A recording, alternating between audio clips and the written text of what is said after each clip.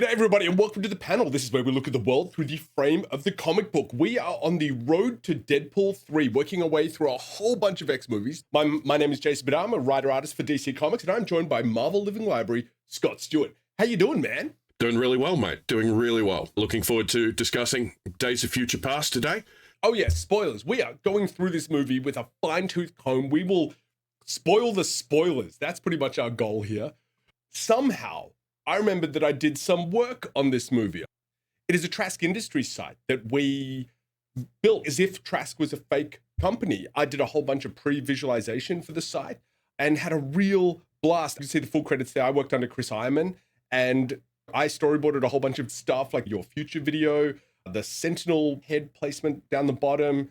The creative director, in this case, Chris, would have had a request from Fox to be like, hey, we need a whole bunch of ideas for this movie. Chris and his team would have pitched, hey, let's make a fake site. Before that's even approved, he would then come to me and say, hey, before we build all this stuff, I want you to just sketch it all up. I want Reagan and Nancy there with a Sentinel in the background. Can you sketch that up? And so I would sketch it all up. Fox would be like, hey, we love it. And then a real artist would go in there and actually build the photo. But that outside the Hard Rock Hotel with that Trask installation with the actual Sentinel head, I remember pre-visiting that and actually sketching the head up and showing Fox what it would look like if they would give us money to do this. I lost my hard drive, don't have the artwork. I have the POs, I have the payments from it.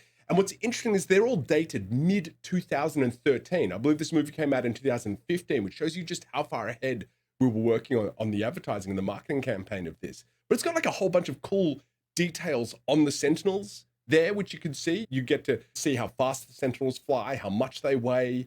It's a pretty cool site. I'm really glad Nick, my art director on this, kept it. What did you think of it, man? It was fun. It was fine. We got to see all the old characters again, and the new characters were present. Yeah, it wasn't bad. It was fine. Apparently, I'm the advocate for it. I hope I can infuse some of what I think is really great about the movie. And I also think I can highlight some areas where I think why it washes off you in certain ways. Emotionally, unfortunately, this movie leans a lot closer to something like Iron Man 2.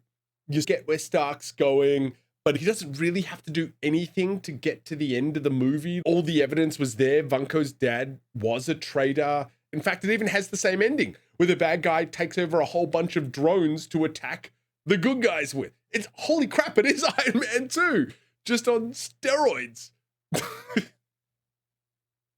Stop doing this. God. Somehow this casts shade on Iron Man 2. I just feel that when you look at the MCU versus the Fox X-Men, the one thing that I absolutely feel that the Fox X-Men do so much better than the MCU is A, two things: really unique powers, and B, the characters working as a team. We never, like, all the characters in the MCU are awesome, and Endgame, and they're all fighting, doing their own punchy thing too, but they're never actually working together. Whereas this, you see the teamwork of all the characters. One character sets up another character, sets up another character, Blink setting up Colossus to cannonball down, while Storm charging up Bishop, and then Magneto flying the plane out to then blow it up. That teamwork is what the MCU really needs. That was what I really liked about the big final future battle. The interaction of powers. They relied on Blink a lot, but it was such a visually interesting and dynamic power that it was worth doubling down on and filtering everybody through. And everybody got a moment. Everybody got to do something cool with their powers. Even a pretty much nothing comics character like Warpath looked awesome for 5 minutes. It just looks bad. It's just grey and sludgy, and what it does do is reflect the darker, black-suited Bryan Singer trilogy of X-Men and contrast that with the lighter, naturalistic Matthew Vaughn First Class thing. So if they were deliberately going for a contrast, I get it. I just think the final result is muddy and not as cool it would be as if it was well lit and we could see the emotion on the characters' faces. One point I will make in the defense of those scenes is that this is one of the first movies, I think, that was shot for 3D. And so they had to block it differently and at different levels and with different lighting. And nobody really gotten a handle on how to make any of that look good. Oh, and by the way, nobody ever did, and that's why we don't do it anymore. I definitely do not go to 3D movies. That opening of the movie, where it is so shocking to see all those X-Men torn apart, takes the wind out of the sails of the ending, because that's all they're doing. We're waiting for them to all die. And because it is a new timeline for them, they haven't been able to learn from any of their fights with the Sentinels. There's nothing new happening here. It's wonderfully choreographed and a great idea, but the characters emotionally are not trying to do anything. They don't have a plan. Like, they've all been sitting around and like they don't have a plan. Like, if they'd been outside being like, hey, we're going to do this, I'm going to do this, I'm going to do this, and then things start going wrong, and it'd be like, get to the bell tower, get to the thing, try and get up there. And if they had individual goals that they were trying to do, that we had drama for. One of the great things about Endgame is the gauntlet. They're trying to get the gauntlet across. Meanwhile, Ant-Man is trying to start up the time machine. There are all these little goals, whereas this, there are no goal other than just plain survival. That's just dramatically boring. They needed a plan, and they needed it for it to start going wrong. And then it would have created some real drama if they'd had something that could have actually worked. I agree with everything you said, except from how you started off that whole beautiful tangent. For me, the fact that we'd already seen the characters die added much more jeopardy than I usually get from the climactic superhero fight, be it comics or movies. Because the assumption is that all of the characters with names and trademarks will survive. Seeing them die in that early stage actually set the expectation that maybe, and it added weight for me. If you had a plan or something that they'd had to achieve, Yes. knowing that there was that level of jeopardy, I think would have created real drama to be like, this thing has to work, even if we're all going to sacrifice ourselves to buy time for everybody inside. My biggest disappointment in the film, not my biggest, one of my big disappointments in the film, is seeing Wolverine in that awesome new costume, and we never get to see him throw down. The fact that he's drowning and they didn't wake him up, and the last line of defense to be like, the future is what it is, and now all I can do is protect the people I love. And Wolverine Sentinels, that should have been the thing. I found that it's leveraged that technology that we've seen established in all the X-Men movies, that you're taking mutant powers and putting them into other people, which we saw in Origins with the Deadpool. And so now taking powers out and putting them into an inanimate object, it's just one of those things. Somehow you can use the idea of biological DNA to change something that's mechanical. I don't know how that works, but sure, whatever. It's so funny. We are so far off the grid as far as sci-fi is concerned. And yet there's still limits as to what we find believable within this world. And I agree with you. I find the Sentinels way too far. The other thing that I really love about the X-Men, as opposed to the power sets of the MCU, is how really unique they all are. I realized that you could really break down a lot of the MCU into categories. You got your Strong and Beams characters, your Captain Marvels, your Iron Mans, your Star-Lords. These are all characters that fly around that shoot things out of their hands. You got your hand-to-hand characters who may or may not have a weapon. Your Draxes and your Gamoras and your Mantises and your Black Widows and your Winter Soldiers and your Okoyes, your Valkyries, even Steve Rogers. Black Panther too. They're all so generic like that. Now, Thor flits between both of these two categories, but I think Spidey, Ant-Man, Wasp, Falcon, Groot, and Rocket are all different, unique enough, and Hawkeye's just Hawkeye. But and then you got your magic people, right? Like your Scarlet Witches and your Doctor Strange and Wongs. But then you get a character like Blink that is so unique. And then you get Icemans and your Sunspots, where you have fire, you have heat versus cold, not just like some energy beam that I'm firing at you. And I just got the real sense that each of these characters were so unique, and just, while they each had some great scenes, I don't know why none of them weren't as cool as the MCU characters, who were way more bland in their executions. It is a real conundrum. In the X-Men generally, there are a lot of characters that do the same things. But in the movies, as we've seen, there's this great variety of strengths and weaknesses. And one of the real strengths of this movie is what we got of characters working together, combining powers and strategizing. And there's very limited scope for that in what we've gotten out of the MCU. We get tiny bits. And again, I harken back to our favorite, the Avengers, where you see Cap deflecting Iron Man's repulsor blast with his shield to take out multiple opponents, Thor doing the same thing.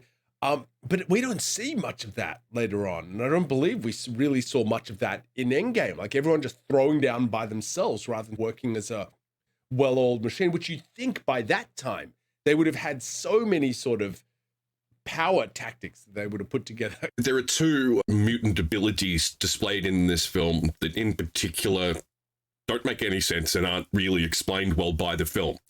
One is Shadowcat's sudden secondary power, and the second one is the Sentinels. Magneto rips up the train tracks and inserts the steel beams into the bodies of the Sentinels. Great, that's how he can control them physically and make them move or not move as he needs, even though they've been crafted to be immune to his magnetic powers. Why does that change their programming? Why does he get to command their software?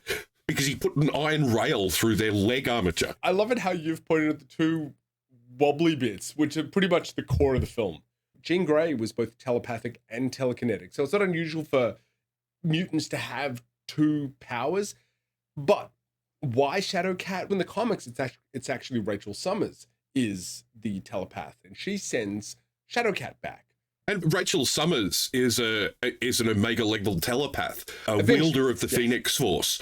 Even that's stretching it, because I don't think she does it before or since in the comics, but in that one instance, great. I have no problem. And I honestly don't really have a problem with its use in the movie. It is something that just comes out of nowhere, isn't explained, and doesn't make a whole lot of sense. And that, you hang the premise of your film off one and the climax of your film off another idea that doesn't make sense and isn't explained. And things start to crumble around the edges. I was really quite shocked when the comics had a better rationale. And this is written both by Chris Claremont and John Byrne, who also drew the arc. When they're debating whether to send somebody back, Colossus, who is Kitty Pryde's boyfriend in the comic book, takes her aside. They're old now. They're both in their 50s.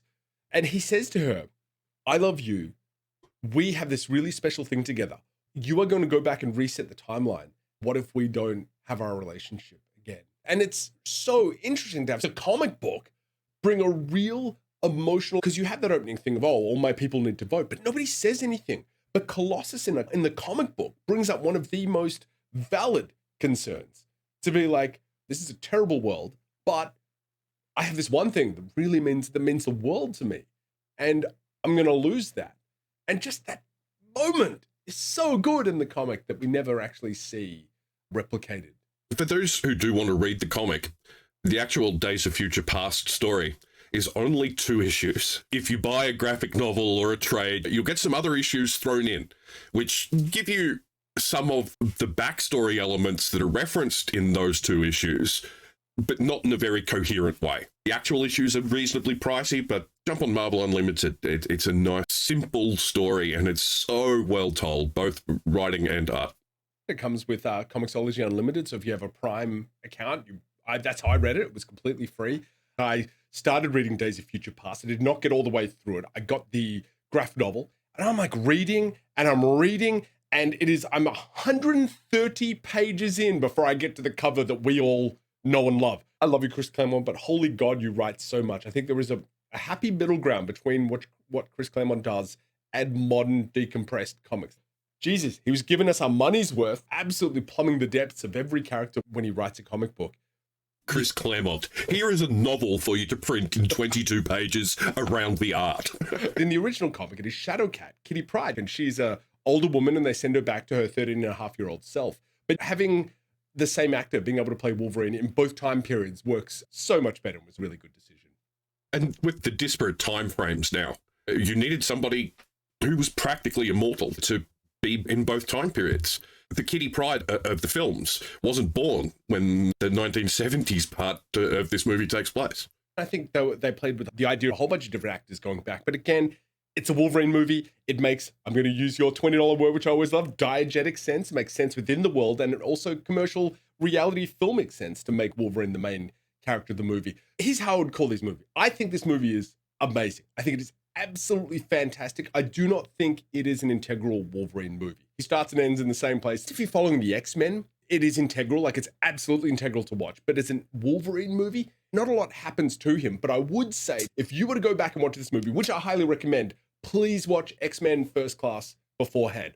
I really felt like I'd missed something not watching First Class. I didn't skip it. I watched it prior to watching Days of Future Past. I never pass up an opportunity to watch such a good movie. You did the extra homework. Before we go on, I want to get Bryan Singer out of the way if we start talking creatives. I don't have a conclusive result on this, but I just want to list it out. 97, he gets a lawsuit from a whole bunch of underage minors from filming up Pupil that he forced them to shower nude for the film. Whatever happened, that was settled. 2014, just before X-Men Days of Future Past, actor model Michael Egan accused the director of sexually abusing him as a minor in 1999. Singer denied the allegations. Egan eventually dropped his lawsuit and also a number of other lawsuits against other Hollywood figures when the evidence controverted his claims. Michael Egan was recently sentenced to 2 years jail time for unrelated fraud charges. 2017, Cesar Sanchez Guzman charges him again for assault. 2019, The Atlantic posted the massive article that really leveled things at Bryan Singer. His BAFTA nomination was revoked by the British Film Board because of the allegations. But again, there's no charges that were ever leveled. And I'm just at the point where even if you're not a super bad dude, don't be an asshole, because people won't have trouble believing if you're capable of bad behavior, because his on-set behavior has just been on record as being deplorable. He will turn up unprepared or not turn up, leaving people waiting for hours. As we mentioned, to have an intervention with Patrick Stewart, Hugh Jackman, Famke Janssen, Marsden, Alan Cummings, and everybody just turning up to your trailer and being like, please get your act together. And Halle Berry. And then he tells them all to F off, basically. If you have that sort of behavior, it's really easy to believe that you're capable of worse. So right now he's trying to get financing for 2 small films through the Israeli Film Board. Like, he's pretty much been shut out of everywhere, even though nothing has gone to court. There seems to be some level of consensus that this stuff happened. If I was a fraudster and wanted to concoct an allegation against somebody, I'd pick somebody who was widely known to be a huge abuser and asshole. And what isn't an allegation, but is very well documented, is that he's a massive unprofessional asshole. I am completely comfortable with him not working anymore and subjecting crews and cast to his preposterous ego. Make room for somebody else who can create. There are so many talented people out there. And here's the thing, you don't need anybody just who's being a douchebag. I think this was his last good film. It's not a great film. I think it's a good film. On the other hand, I think some other really talented people work on it. Simon Kinberg, the writer, has such a mixed career. He wrote XXX, State of the Union, Mr. and Mrs. Smith, The Last Stand, Jump, Sherlock Holmes, Fan Four Stick, Dark Phoenix, Apocalypse, but then he wrote and created Star Wars Rebels. But look, at the end of the day, would I want Simon Kinberg's career? 100%. I think he's got some really good stuff there and some stuff that just didn't make it through production. You've always got to be wary about it's Simon's fault that this sucks, because it may not be. It may well be, but it may not be. The point is basically that, yeah, these things go through a lot of hands and decisions are made on set and things are edited after the fact. There are also 2 other writers involved. There's Jane Goldman, who is Matthew Vaughn's writing partner in crime, and she's pretty much worked on all his stuff, like Stardust, Kick-Ass, First Class, and Kingsman. And of course, Matthew Vaughn also wrote on this project too. And you could really feel their fingers all over it. They are just 2 incredibly good writers and storytellers. The rest of the team are also incredible. John Ottman is both the composer and the film editor for this movie. He's like a long-running Bryan Singer teammate. I can't even imagine the sort of insight you would get both editing and writing the music for a film. That's crazy. I don't know how that even works. I imagine it results in writing a lot less music. Because as the editor, you know you're going to cut out huge chunks of this thing and which bits you're going to cut out. And so you get to set a tempo that's appropriate for the scene that you're going to create. You can also edit the scene so it paces with whatever the beat or the tempo is that you've written for the music. It's two very different disciplines, but I see how they work together really well. I was just thinking the only other example I can think of that is someone like John Carpenter, who directs it and then scores his movie also. So we had the new team. We had Warpath, Bruce Stewart, enhanced sensors, unfortunately no vibranium knives. We had Blink, which Fan Bing, she was like a game of Portal on steroids. Whoever came up with her design stuff just absolutely rocked it. Because of the spontaneity of it, was able to produce stuff that Doctor Strange and Wong just were never able to produce at that sort of speed and intensity. Really loved the stuff. It was well blocked, the way she used her powers during the fights and the action scenes and how it cost her own life in the end. I thought Sunspot, the first time I saw him, I was like, why isn't he black with yellow glowing in between? Then I realized, oh, he's supposed to be the surface of the sun. And it was just stylized in such a way that it became its own energy art thing. So rather than each artist going, hey, I'm going to try and draw the surface of the sun, they just said, hey, I'm just going to draw Sunspot's energy because that's how it looks, which I thought was a fun way of turning it back on its head. It was fun to see Berto. Berto has a long and illustrious history in the comics, including leading a team of Avengers. Really? Sunspot was the leader of a team of Avengers. What team? I knew you'd ask me that. You can't just go dropping bombs without writing signatures for them, Scott. Oh, I just remembered that and then threw it in. Al Ewing wrote it. Al Ewing's always ace. Daniel Cudmore, Colossus, who is my favorite. How could I not like him? He's an artist that lifts, like a super strong artist. How could I not like that? But again, his pretty much job in this movie is to be killed by Sentinels multiple times. That's a lot of people's role in this movie. Honestly, don't remember if he featured much in The Last Stand. This is the most time we've got to spend with the character on screen, if we don't count that movie, as it doesn't exist. And yeah, he's always been a favorite of mine as well. The sensitive hero who doesn't like to fight, but he's the strongest guy in the room, in every room. Chris Claremont was great at juxtaposing personalities and powers. He really was. All those characters that he wrote have such great personalities. And then we had Bishop, who I thought looked absolutely amazing. Omar Sy from The Untouchables, who is the time traveler in the X-Men comics. I had no idea that he's of Aboriginal descent. First Australian, right? None.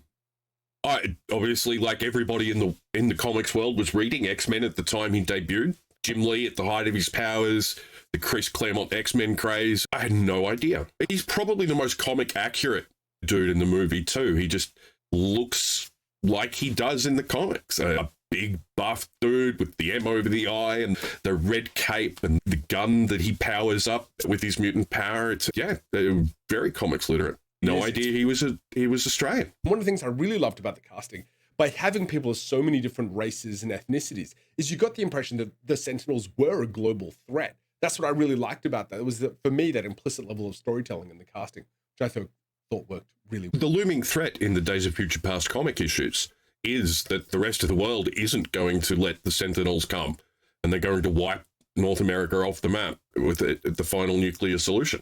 It's interesting how that was framed internationally in the 1980s, and it has to be global for the stakes to land in 2014. And then, of course, we have EliotPage and Shadowcat at the time, and did a fine job. Nothing to work with, you know. I will refer to Shadowcat as a her, though, because that is the character that he's playing. He does a fine job as Kitty. Not really anything to work with. They just look pained and just stand there with their hands wobbling around Hugh Jackman's head for a long time. I guess he just had to make sure that he brushed his teeth and mouthwashed to not offend Hugh Jackman, and that was pretty much the majority of the preparation for that role. A lot of prep time making pained faces in the mirror.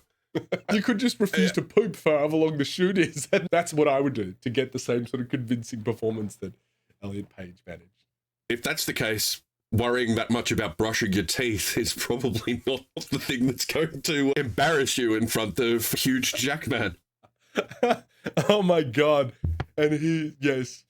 And then in the Blackbird, then we moved to Professor X. I heard that he was really quite inspired by McAvoy's take to do a far more jovial, less serious take on Professor X. And I thought there was a lot more heart into it. Way less comics accurate, because having read the comics, he's just a whack job in the comics. Professor X in the comics is a bag of cats, my friends. Capricious would be a good word to use for him.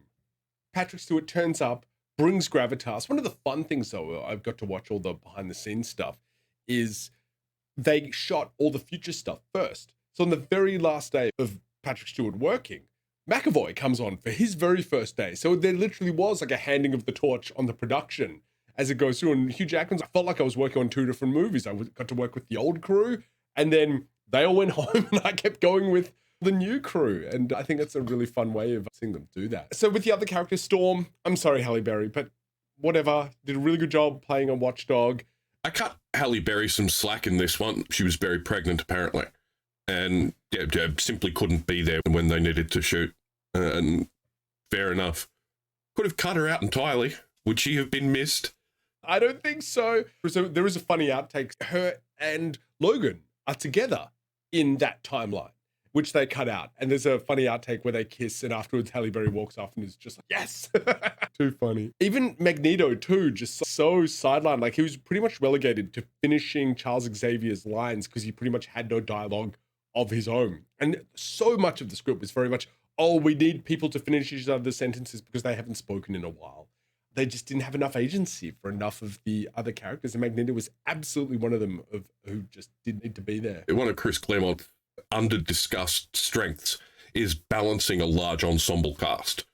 And it's hard. Like movies, with comics, you have a finite space in which to tell your story, a finite amount of minutes or panels, and you have to juggle all of these characters and do service to them. Every character is somebody's favorite character, possibly except Toad.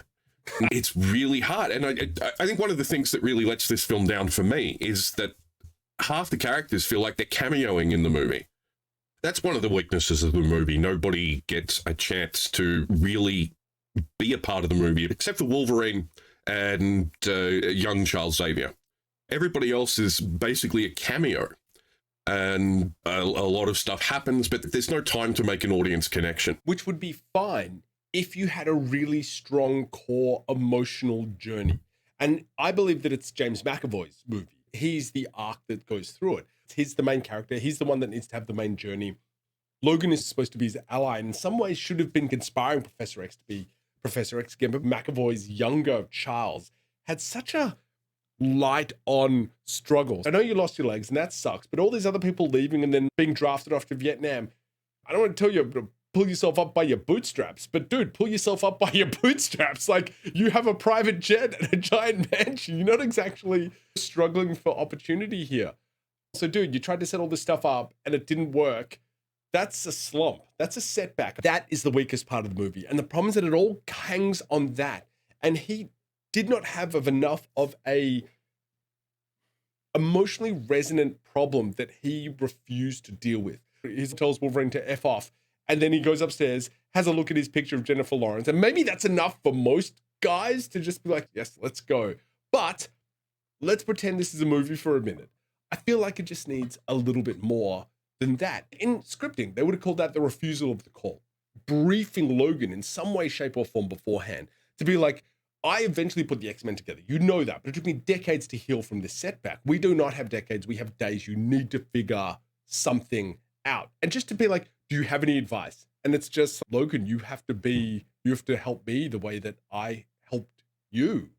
And having Logan actually being forced to try and be Professor X and helping Charles, but all of that falls flat because he's instantly just like, yes, let's go rescue Mystique. It's like, not how movies, Hollywood storytelling works. Because the movie's so crowded, you don't get the dramatization of his suffering. You get that magnificent performance of pain from McAvoy, which is hugely moving in the moment, but because it's not connected to anything, it's just a moment. You're not living with that. It's the sort of hand-wavium we want for the science, but you can't just hand-wavium character. You can't hand-wavium audience empathy. You have to build it and dramatize it, and they just don't have the space to do that. Yeah, they gave McAvoy and Logan so much time together. Way more time than anybody else on screen. And I just felt that They just didn't know how to plot that arc of what that should look like. And again, it's so much easier, like afterwards, to woulda, shoulda, coulda stuff. Professor X just learning to do it one person at a time. To just be like, you don't have to take on the entire world. You don't have to rescue the entire world, even though the entire world is at stake. Wolverine bringing it down to just be like, just save Mystique. Just get to base one. And then expanding it outwards. And as he meets every other mutant, him realizing the positive effect that he can have on each one of them would have really helped him. So each person's cameo would have just been to help Xavier along. And you just build it up one brick at a time, and each person only needs to be a brick. But as long as when you put them all together, you get a wall, you just need a functional purpose for each character's scene to be supportive of that overall journey. And then nobody would have felt like tacked on. Everybody would have felt part of a cohesive whole. Easy to say, hard to do. I honestly believe that Charles in that scene should have gone up to his rooms and Wolverine just been like, this isn't working, I have to go get Magneto. And it's only when Charles sees Magneto that he's like, this guy's going, I have to go to keep an eye on him. And that would have at least been like, got him way out of his comfort zone and given him real motivation. And that way we would have also believed the trauma and the headspace that Charles was in. And then seeing that Magneto is along for the ride would have motivated him at least be like, I don't want to do this, but I have to do this because we have this crazy guy wandering around. Because Magneto is just absolutely crazy in these movies. Quick PSA that Scott and I recorded our Logan and Deadpool videos as we march towards Deadpool and Wolverine. And I gotta tell you, there are some hot takes, including why I think Logan is just fine, and a crazy deep dive into why we both do not like Deadpool. If you want to hear those popping your claws on that subscribe button, we'll let you know when they go live. And if you're still with us and vaguely interested in what we're doing here, tapping that like button is like turning this channel's bone claws into adamantium. TLDR, we would love it if you'd hit that like button. And if you want to check out my stuff, Joker Harley Criminal Sanity is available at your local comic book store or on Amazon.com. Okay, back to Days of Future Past. I just don't think getting Magneto was a good idea in any way, shape, or form. They just should have left him in there. If your mission is to go back in time and stop the government authorizing the construction of a military program that will doom the nation and your species, probably don't sneak into the most secure building the government has and break out somebody who tried to assassinate the president as far as they know. Probably gets the government more likely to go, yes, Mr. Trask, I think you're right.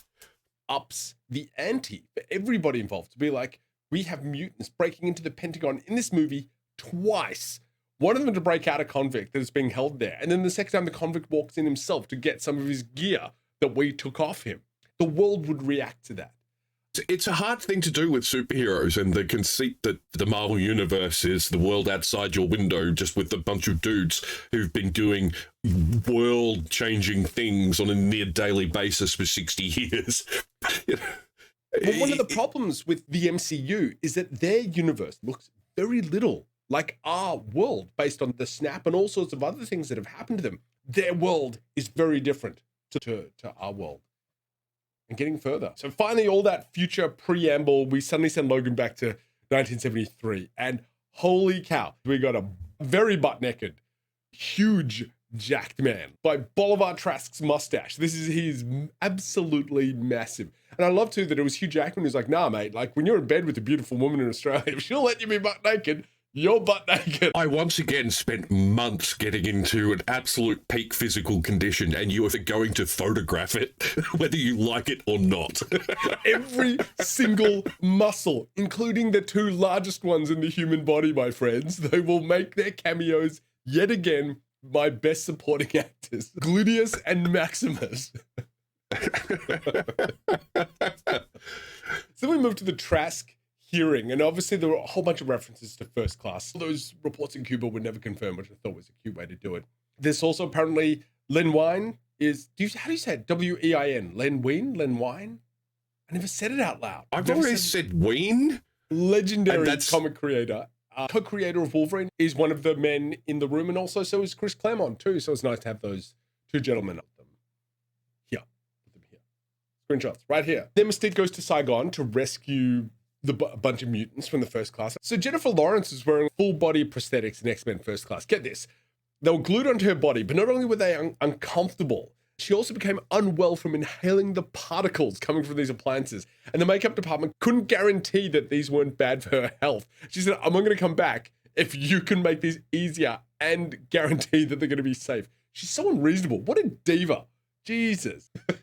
Just inhale your share of toxic particles, Jennifer, like the rest of us. And it looked great. Look, it looked absolutely fantastic. Hats off to the makeup department for innovating for both safety and visuals. She sure has this sort of very linear sub-arc going through the movie where she's radicalized by what she finds.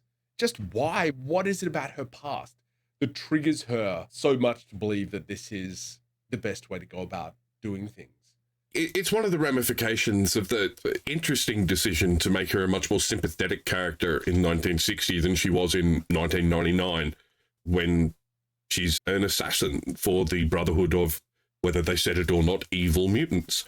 I really admire trying to give her an arc and dramatize how she goes from A to B. Again, because the movie's too chock full. They didn't do it just. You have to want to be invested in that story rather than the story making you invested. I never realized that if she does kill Trask and starts becoming a murderer, she starts basically becoming Magneto's assassin. Like her personality does become subsumed to that role. And she does lose who she is. And Charles is not wrong saying that. But it would have been really nice for Wolverine to be like, hey, I've seen what happens to you. It is not good.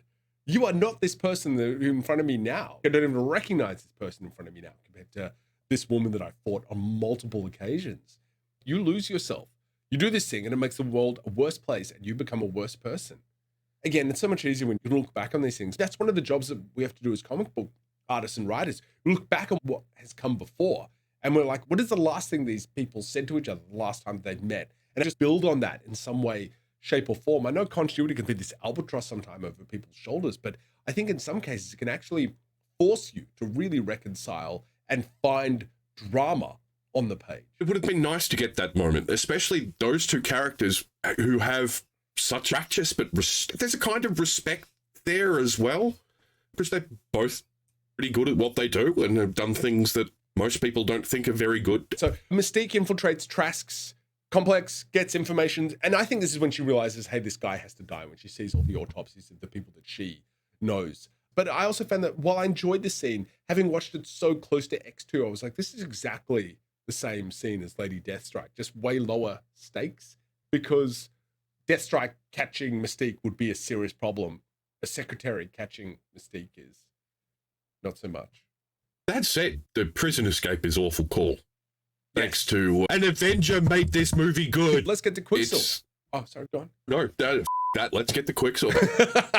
So originally, it was supposed to be Kane Marco, the juggernaut that Wolverine taps to break into the prison. The dude playing Stryker was cast to play Kane Marco, and when they wrote him out of the film, they gave him the Stryker role. And they decided to go with Quicksilver because they thought it would just be cooler looking and more unique. Because one of the things that they were constantly fighting against the MCU.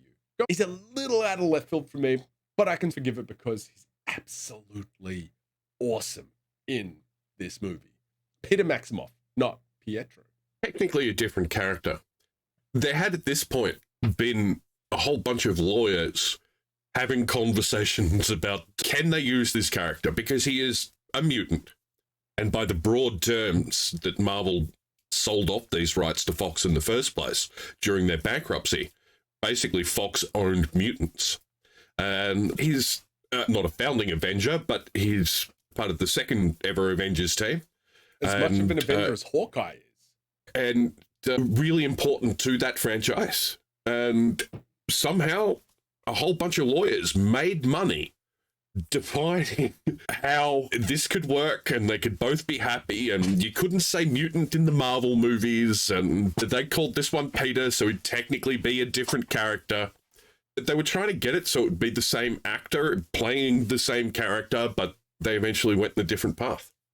Dude, I wish they'd kept them separate, because I am still mad at the MCU and WandaVision for that absolutely pointless bait and switch of having Evan Peters as Quicksilver turning up as her brother, but no payoff whatsoever.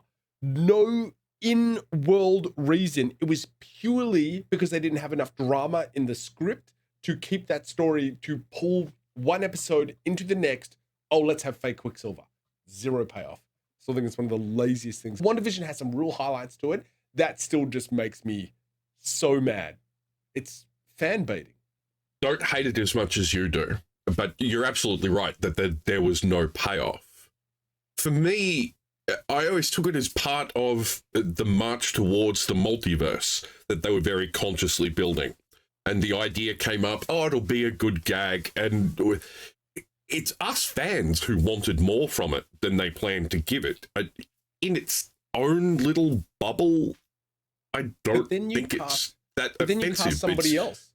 Leveraging Evan Peters' wonderful, joyful, mischievous performance and the way that he had been shot and executed by every creative involved in the Fox Quicksilver, by leveraging all that goodwill to never pay any of it off, you just get another actor.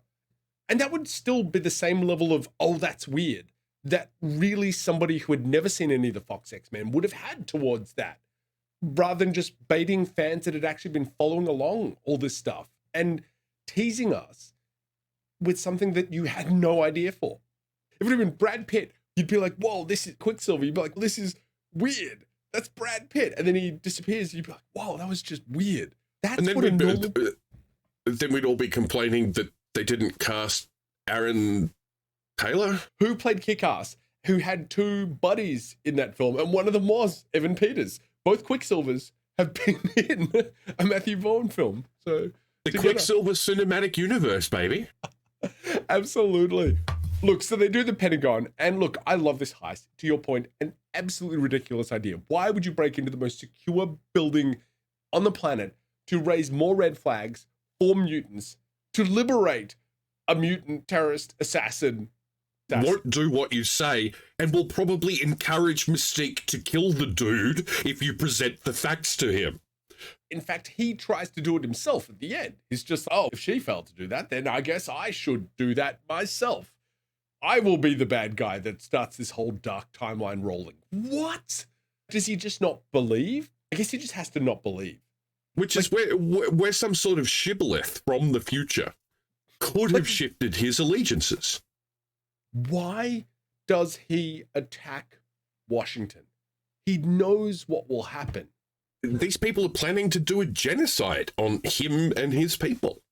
And that's all we've ever seen him do, is get close to people and kill them when he has the chance. That's the one trick he really has, putting aside bending metal and somehow using that to fly.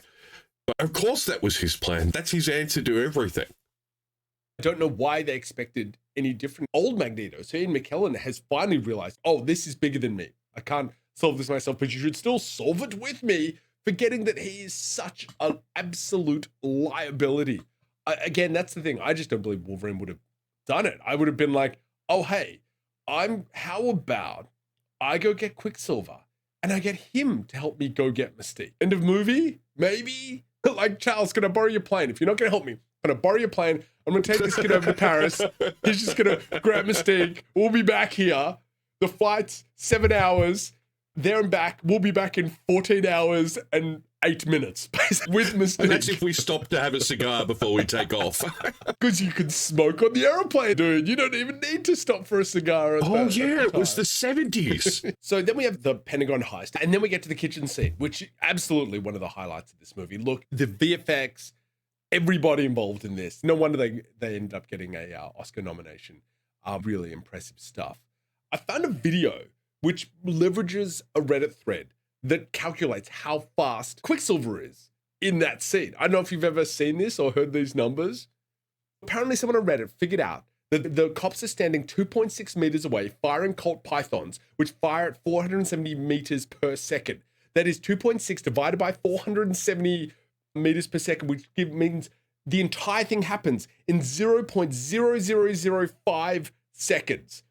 The scene is 85 seconds long, which means that Quicksilver is moving at 17,000 times faster than a bullet, or 36,000 meters per second, or 80,619 miles per hour, almost 130,000 kilometers per hour, Mach 105. And then at the end, when he puts on the cap and zips over to them afterwards, the numbers just start going over 1 million miles per hour. So it's like flash fast, which is way faster than Quicksilver has ever been in the comics. And in Apocalypse, the numbers are even more insane if we ever get to that. Where he's there is an outracing issue of explosion. Quasar that canonically establishes that Quicksilver is slower than Barry Allen. How? Here we go. Race declared. And all the speedsters of the Marvel Universe, Speed Demon, Makari, are invited to participate. That's Quasar and Makari used to hang out, and that's how I got to hang about and watch the tournament happen. And so all these speedsters are racing, and there's this bolt of lightning, and a dude who can't quite remember his name, it might be something like Buried Alien, it just appears and is faster than all of them and wins the race. Quicksilver is crazy fast, but this is flash fast from what we see here. But it's also really cool. It's the best scene in the movie, and I don't care if it makes logical sense. It looks awesome. It pops every audience almost every time. It's bloody great.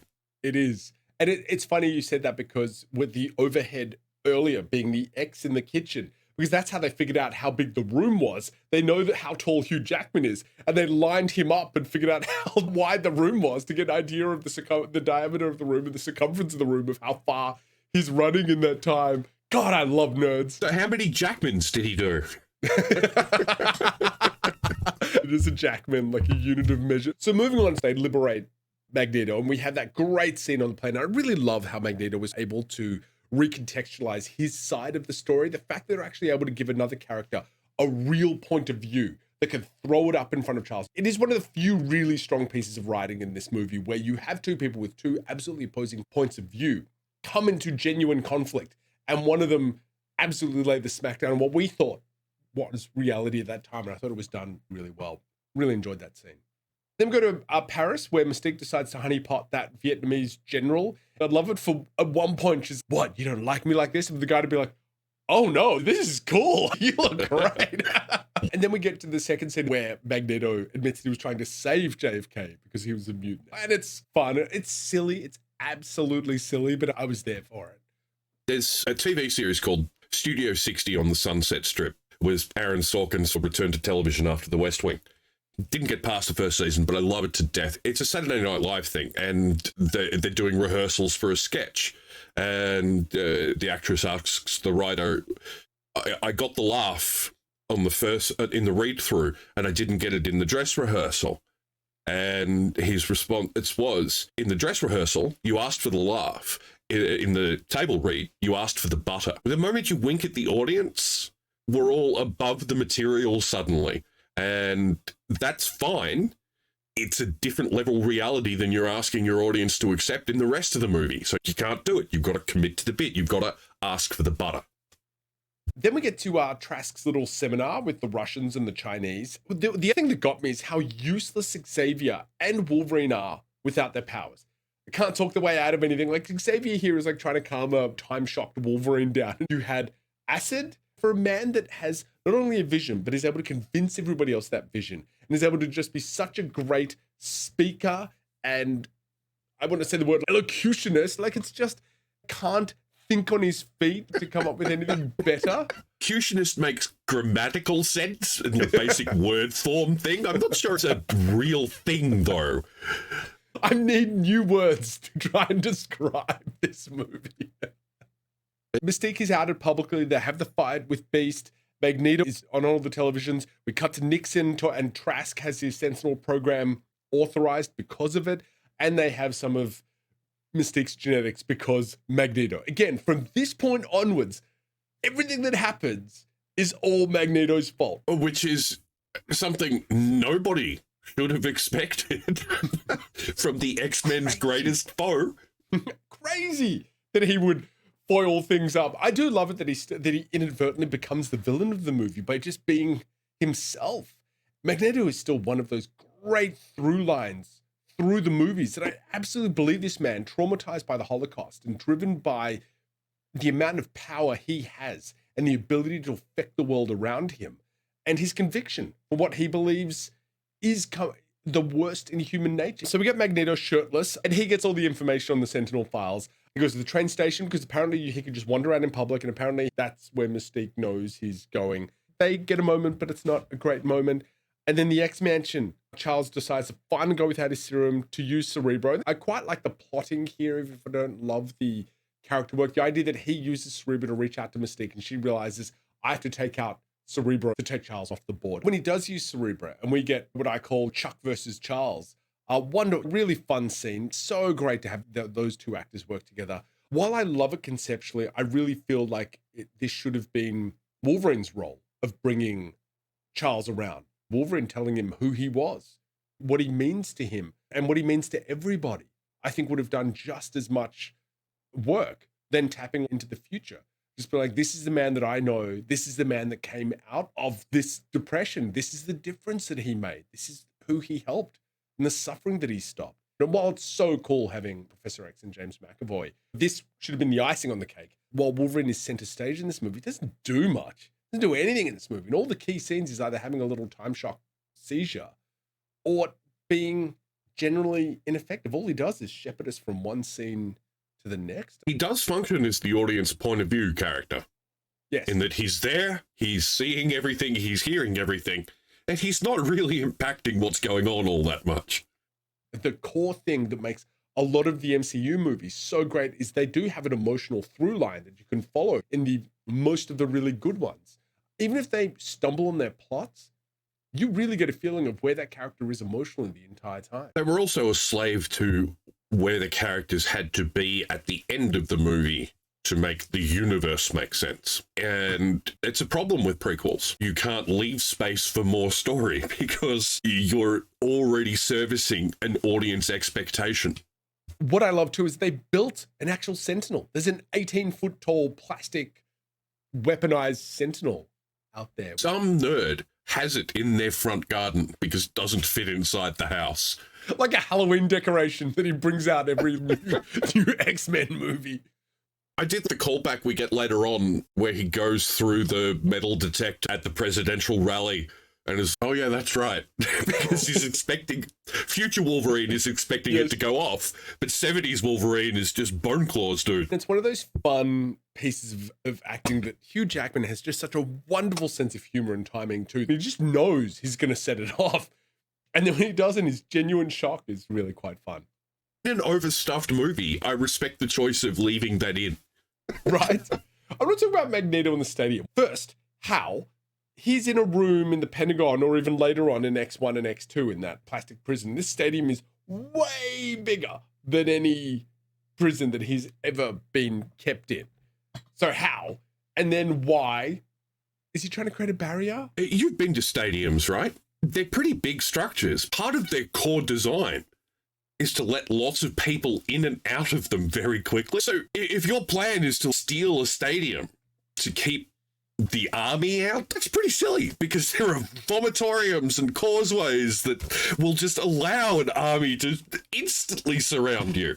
It looks cool, I think is why they did it. Yes. And then why? He has a whole bunch of Sentinels under his control anyway. I think he's just a theater kid. And then all the prisons that he's kept in with all the moving doors and elevators and everything like that, you cannot tell me that those aren't all within Magneto's range. I just don't know if there's any way to keep Magneto. You're certainly not going to keep him in the middle of the city. There is also the idea too that in the prisons that he's drugged in some way, that he's unable to actually use the full extent of his powers.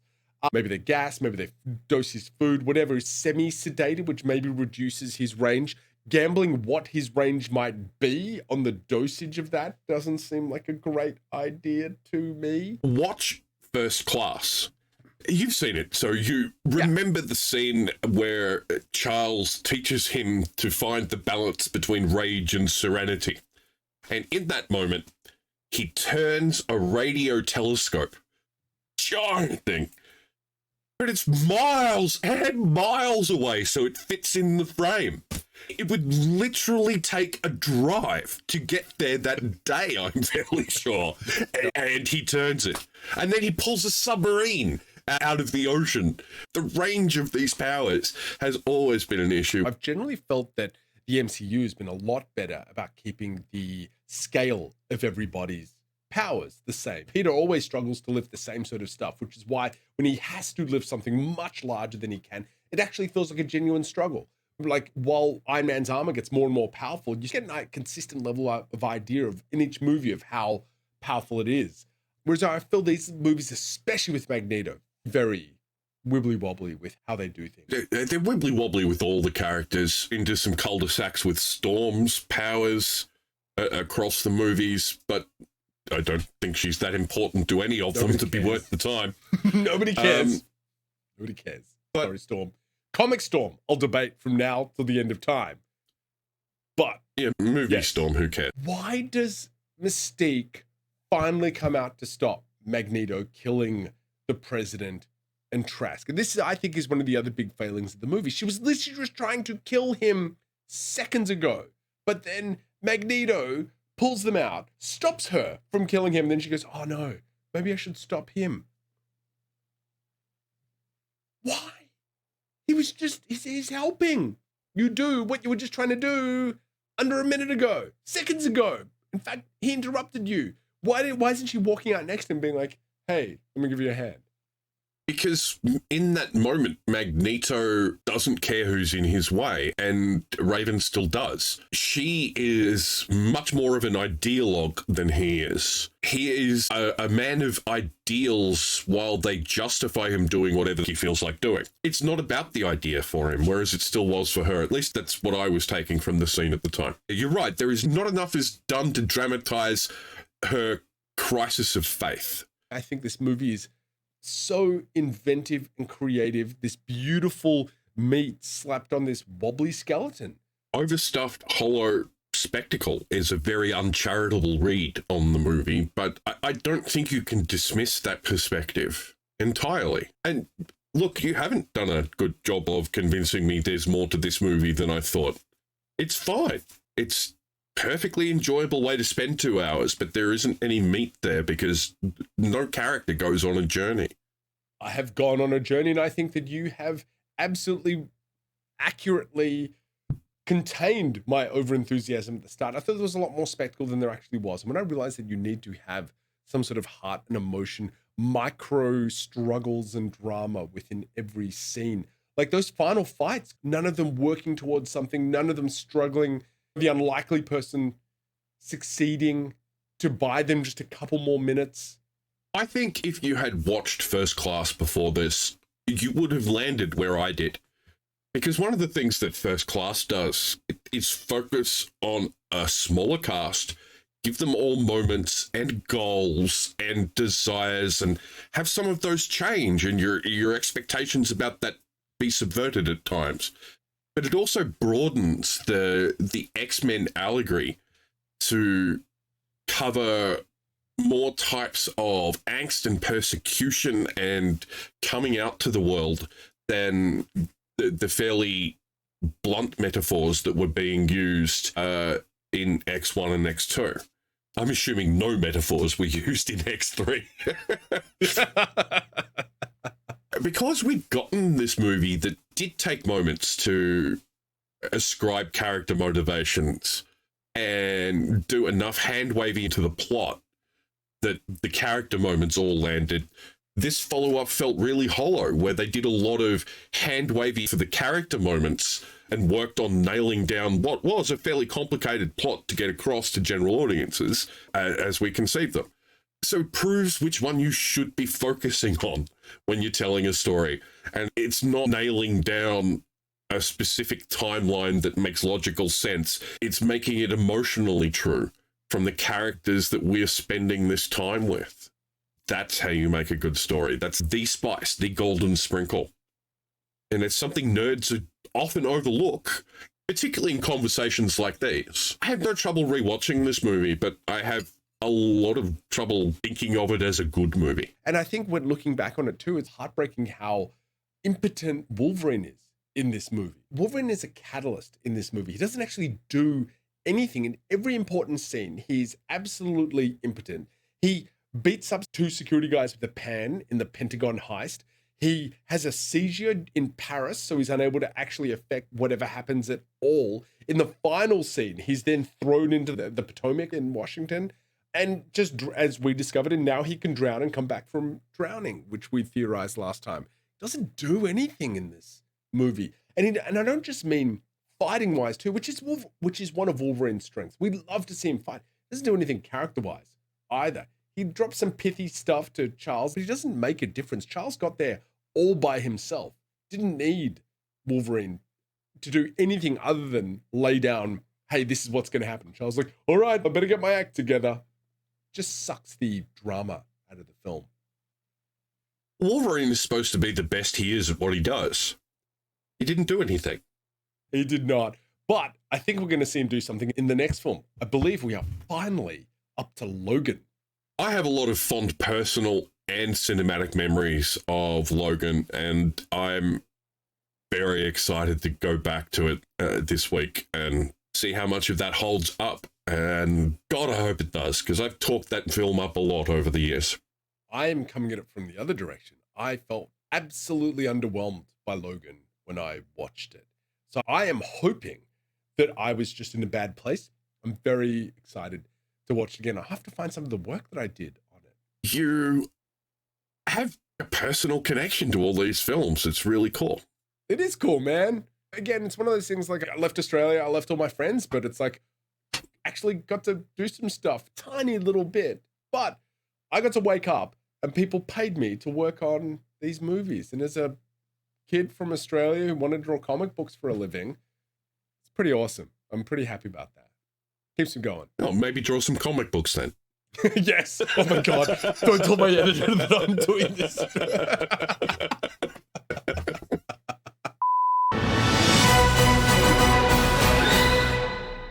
How do you hang out with your friends? Restaurants, bars, clubs, maybe over at someone's house just staring at a TV screen or just sort of hanging out. And if you sit around watching a movie, that's cool, but you're not really talking. I still, hand on my heart, believe that the best way to hang out with your friends is to play a role-playing game. Unlike a board game, role-playing games are not competitive. They are cooperative. You and your friends actually hanging out and creating stories and moments you'll look back on and laugh at together. But the worst thing about role-playing games is getting started. There's a lot of rules, and being the games master takes a heck of a lot of preparation time each week. Enter GameMastersForHire.com. If you've always wanted to play Dungeons & Dragons, GameMastersForHire.com are experts at teaching you all the rules while taking you on an epic adventure. And if you're loving it, you can play the same character every session, who will then get more and more powerful. If you're a wannabe dungeon or game master, there's no faster way to learn and be great at it than booking a training session with GameMastersForHire.com. For the experienced D&D groups out there, if you're looking for a special birthday gift for your DM, the best gift you can give is to let them be a player for a change by booking a birthday adventure.